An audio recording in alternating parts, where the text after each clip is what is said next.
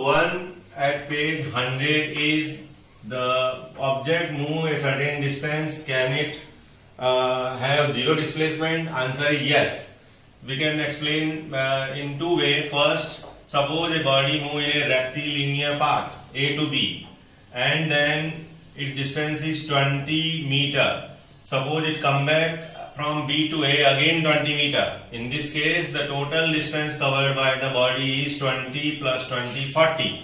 But the displacement in this case is 0 because the initial point and final points coincide. Then another example, second example, suppose a body move in a circular path. It start from A. It move a complete round and come back at A. In that case, the displacement will be 0. Though it travels certain distance and distance can be calculated by the help of circumference of the circle. But the displacement will be 0 as soon as it reach on the. Another question is, a farmer move along the boundary of a square path whose side is 10 meter. What will be the final position after 2 minutes and 20 seconds, and also calculate the displacement in 2 minutes 20 seconds. For that, we have to draw the figure of a square whose side is 10 meter. Suppose the person start from A. It will complete one round after 40 seconds, which is given to you.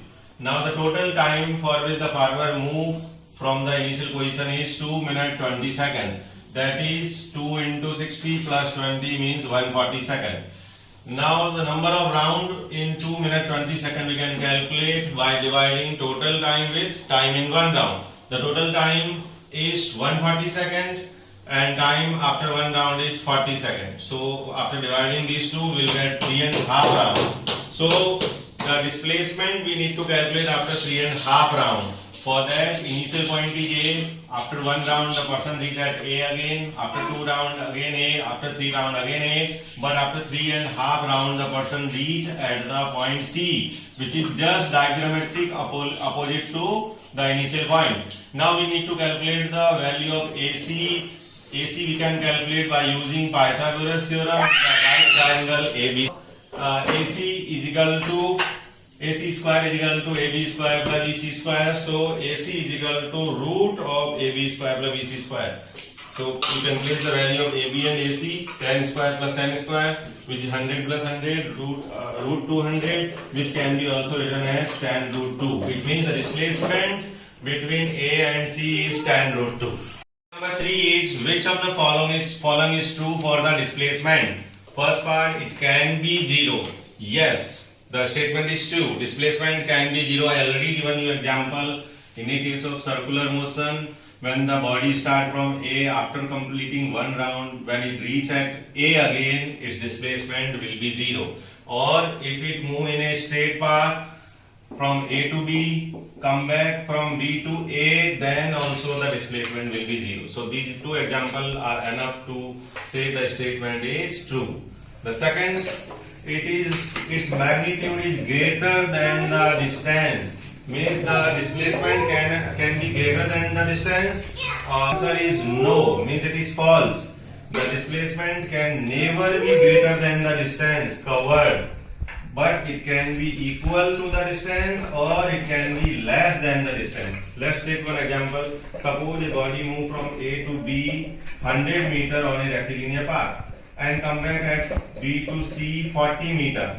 In this situation, if we consider between A to B, then distance and displacement both are equal to 100 meter because the body is not moving back.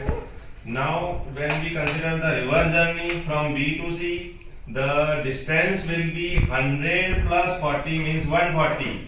But the displacement, distance is 100 plus 40 means 140. But the displacement in this situation is only 60 meter, which is just less than the distance. Answer of question number 1 at page 102. The question is, distinguish between speed and velocity. We can make a tabular format. Here we shall write the point of the speed. Here we shall write 3 point of velocity. First, the speed is distance covered by an object in a given interval of time. Means the formula for speed is equal to distance covered divided by time. but the velocity is displacement of an object in a given interval of time. Means formula for velocity is displacement divided by time. The other difference is the speed is a scalar quantity in which no need to mention the direction, only magnitude is required. But the velocity is a vector quantity, means actually it is the speed in a given direction. So direction must be required in case of a velocity.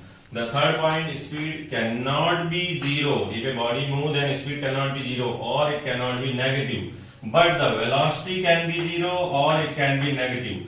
Just see the example in a circular motion. When the body starts from A, it moves in a circular path and reach at the point A again. In that case, since the displacement covered by the body in one complete round is zero, that is why its velocity will be also zero.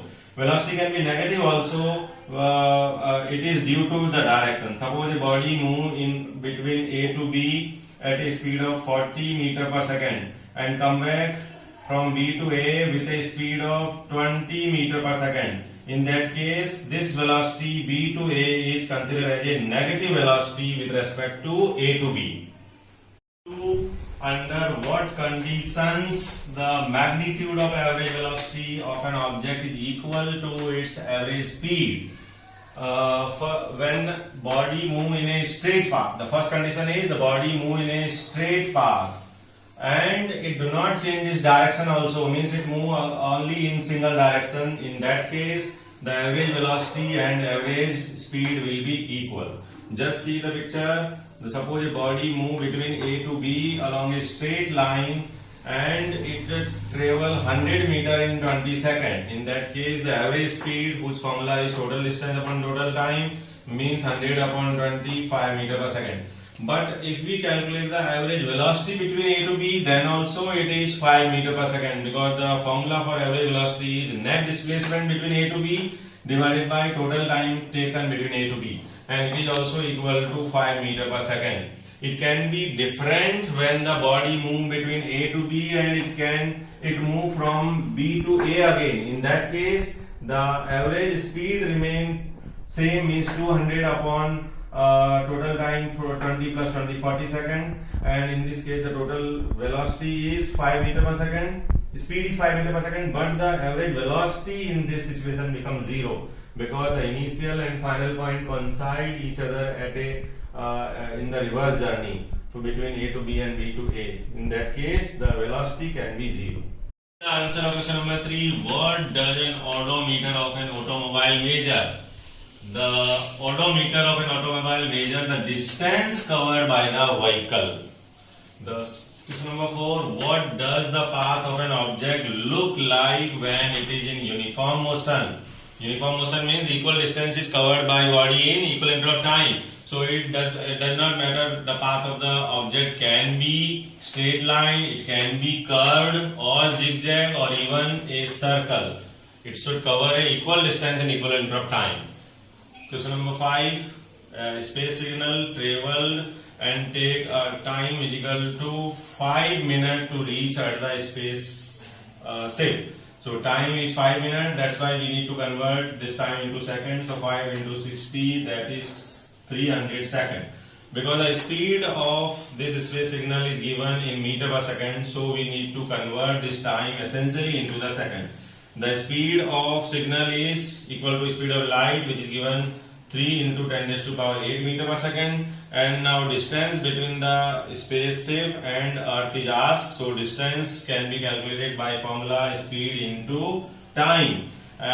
So we can place the value of speed, which is 3 into 10 raised to power 8 meter per second, and time, which we have already converted into second. It is 300 seconds. Second and second cancel, and the product of 300 and 3, which is 900, and 10 raised to power 8 remain as it is. So in the scientific notation we can also write 9 into 10 raised to power 10 meter. So distance covered is 9 into 10 raised to power 10 meter.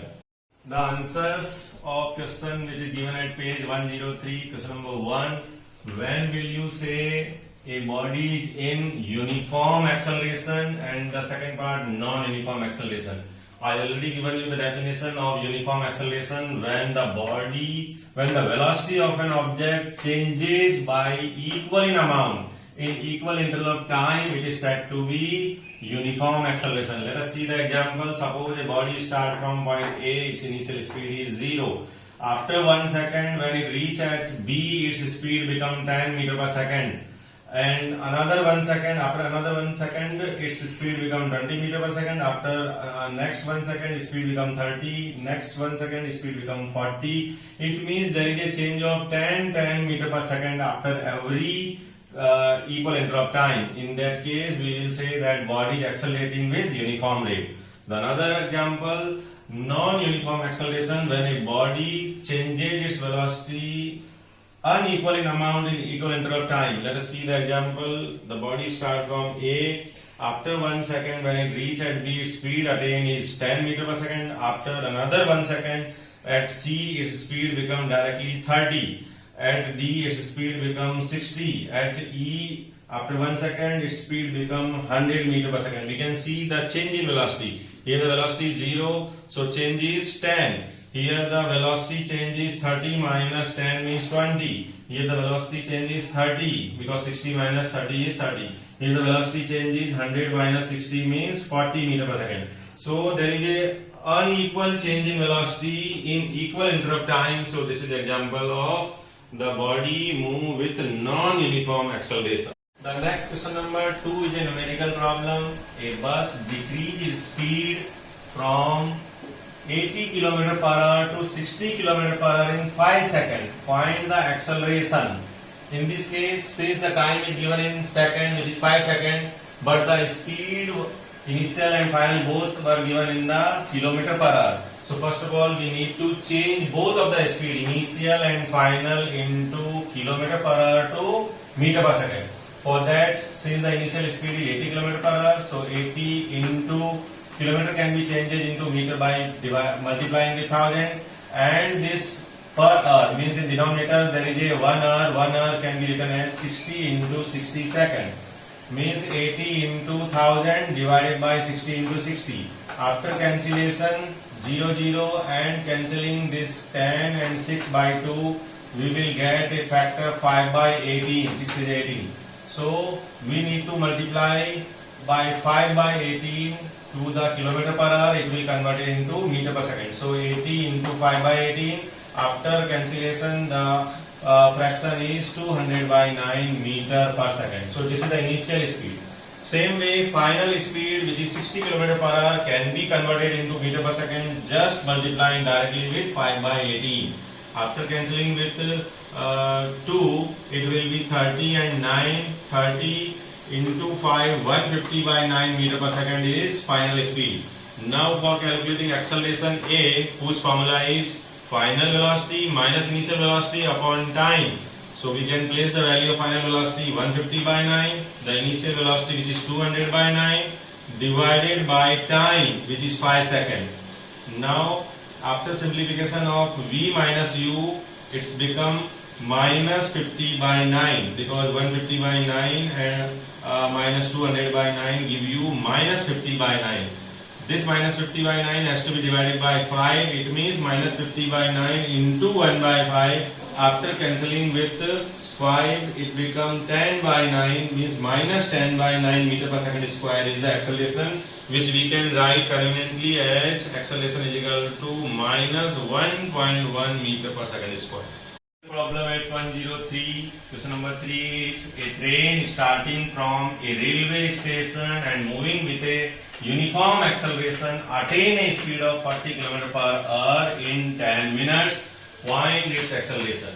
In this situation, the initial speed of train is 0 because the train is starting from rest, then its initial speed is 0. But the final speed V is equal to 40 km per hour.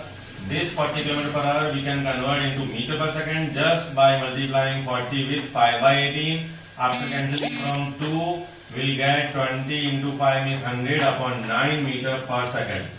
Since the time t is given in minute means 10 minutes, so we need to convert this time into second. 10 into 60 means 600 seconds.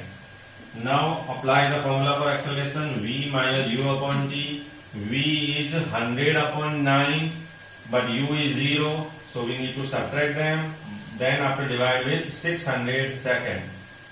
The speed is in meter per second, time is in second. So after subtracting we'll get 100 by 9, and after dividing with 600 means multiplying with 1 by 600, 2 zeros are cancelled. The fraction is 1 by 54 meter per second square, which can be also written in decimal form. It is 0.0185 meter per second square. Remember, the unit of acceleration is meter oblique second square. It can be also written as meter into second raised to power minus 2. So answer you can leave in the fraction only. It is 1 by 54 meter per second square.